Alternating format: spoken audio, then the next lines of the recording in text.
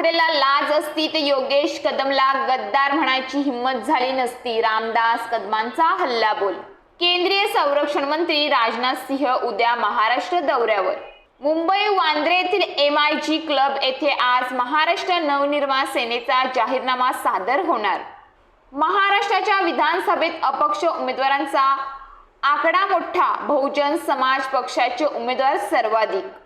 मुंबईच्या पोलीस नियंत्रण कक्षाला बॉम्ब ठेवल्याबाबत धमकीचा फोन. तर देवेंद्र फडणवीस गोंधळलेले व्यक्तिमत्व. 2.5 वर्षापूर्वीच्या फौजदाराचा शिपाईच झालाय. संजय राऊत कडाडले. कोल्हापुरात उद्या गांधी मैदानात महाराष्ट्र स्वाभिमान गरजणार. प्रियंका गांधी पहिल्यांदाच करवी नगरीत. हिंदुत्वाच्या गप्पा मारणं बंद करा आणि सिल्वर ओकची माळ जपत बसा. शिंदे गटाचा उद्धव ठाकरेंवर घणाघात.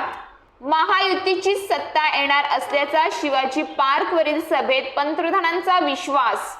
हडपसर येथील भीमाशंकर सोसायटीच्या 3ऱ्या मजल्यावर आग.